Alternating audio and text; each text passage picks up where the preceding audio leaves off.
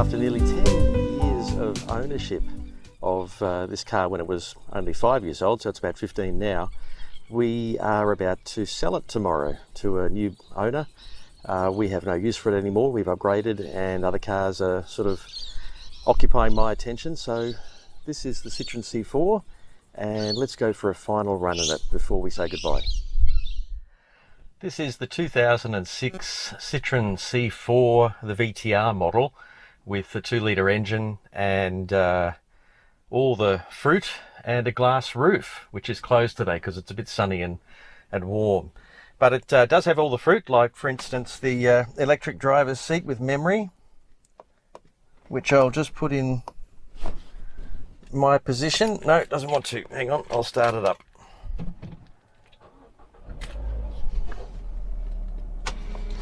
There we go. Much more comfortable, and it has the coolest bit, which is the fixed center hub to the steering wheel, which means that your cruise and volume controls and other bits and pieces are always in the same spot no matter which way the steering wheel is turned. And of course the C4s have a gigantic LCD speedo in the middle of the dashboard, which means that the passenger can see what you're up to, but also other drivers can see what you're up to in terms of speed, and you do get used to it pretty quickly, and I've found it to be quite useful and easy to live with over the years. So I'm going down to the shop to pick up some hex screwdrivers because I don't own any, and I need some to replace the window regulator in the Renault Megane that you'll see in another video. So anyway, let's get underway. It's in reverse, the engine's on, the air conditioning's on, the side mirror has dipped to allow me to see where I'm going, and we're off.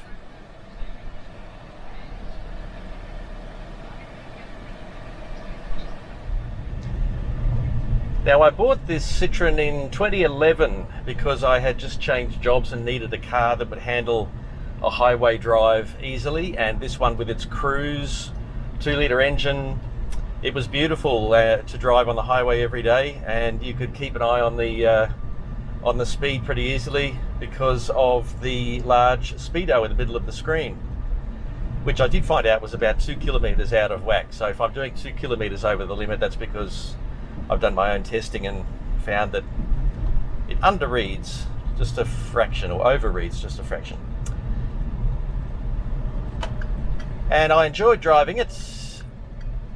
And then one day on the way home, I was in the right lane doing 100 kilometres an hour on the Gateway motorway, and the engine stopped.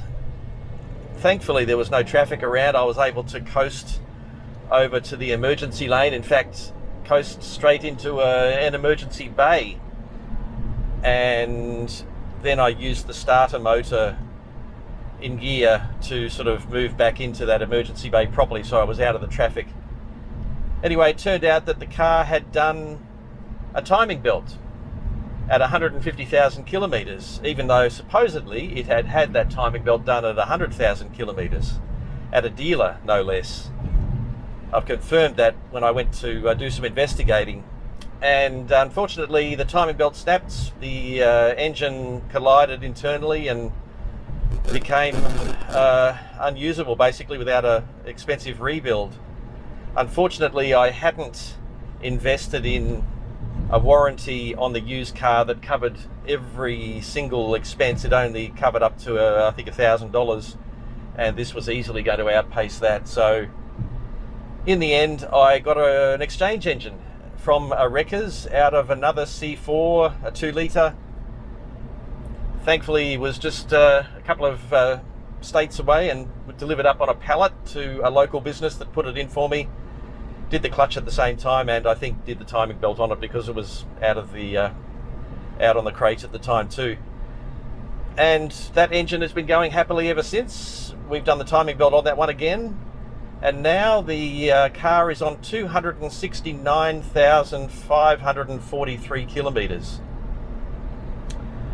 which is a lot considering I bought it at 112, I think, 111.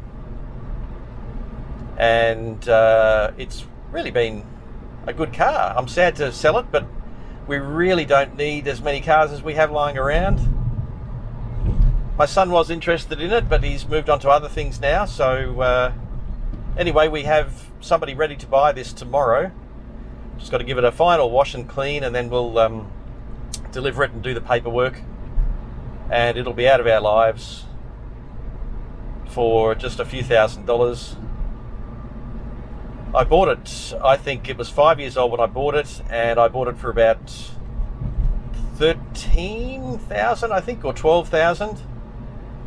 And this was a $36,000 car 5 years earlier. So the rule is 5 years after a car leaves the dealership, it should be worth half of what it cost new. But 5 years after this car left the dealership, it was already less than half.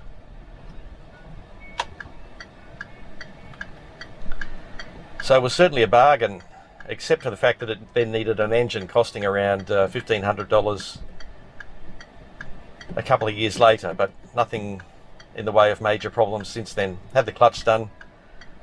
My mechanic begrudgingly did the clutch, wasn't particularly happy about doing it, but he did it. And that's really the only major stuff that we've had to do to it. But leather everywhere, glass roof, beautiful style that the French come up with, and that fixed center hub that just does not move.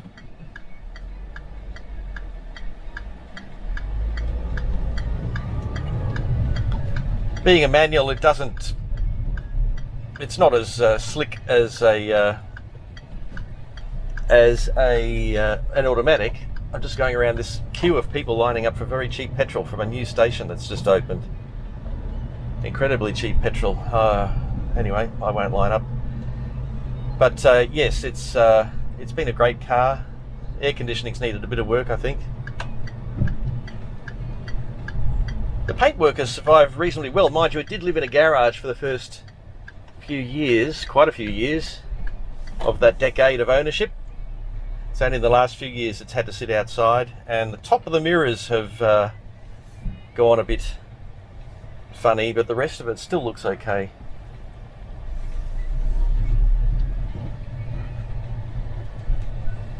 Anyway, here I am at the auto store. I shall buy my Torx screwdriver set and then get back into my other job.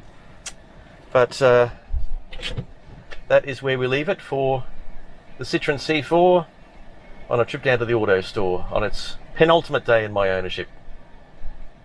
I've just realised that I've arrived a couple of minutes before the auto store even opens, so let's have a little look around inside. So you've got this readout, which has been very handy over the years, showing that I think long term the fuel usage is around about 8 litres per 100 kilometres, which 8.2, there you go.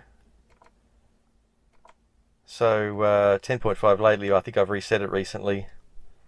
I did. And 8.2 long term. And it's just a thing of beauty. I had to off eBay buy a new topper for the gear stick because the other one disintegrated, but this one's not made of the same stuff, but it works just as well. I think it cost $9, so it was pretty cheap and easy to get. And there's the binnacle, the speedometer. There's the odometer in the top corner, fuel on the left, and a good standard of trim. The seats are very comfortable. One thing we will miss are those comfy seats. The backs have barely been sat in, really. And there is the glass roof. Let me see if I can get a little sample of it for you there. And it just clicks in so easily. It's showing some wear and tear, but overall the car is still in reasonable condition, so the next owner, I'm hoping, will enjoy it.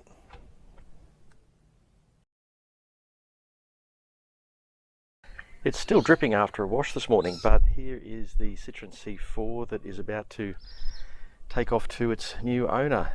Just had a wash. I'll give it a vacuum shortly. As you see, very nice inside. The French do know how to set up a car.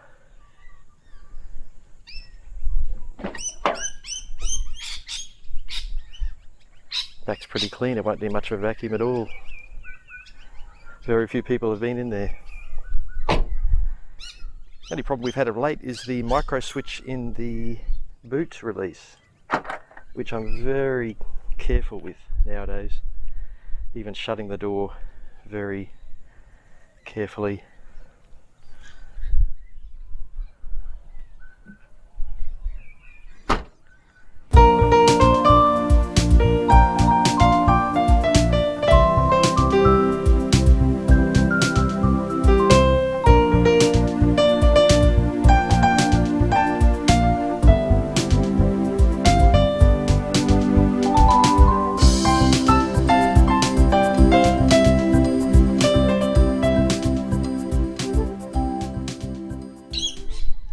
So it's still got a nice sheen to it. The only problem we've had with it sitting out in the sun in recent years is the top of the mirrors have started to fade.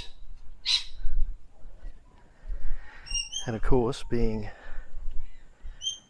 a right-hand drive model, the bonnet opener is on the passenger side.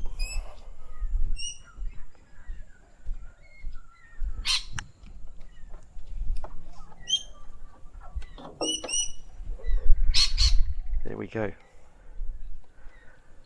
Got some wreckers writing on the top there from when the engine was replaced. But overall, scrubs up pretty well. So, bye bye Citroen, it's been great.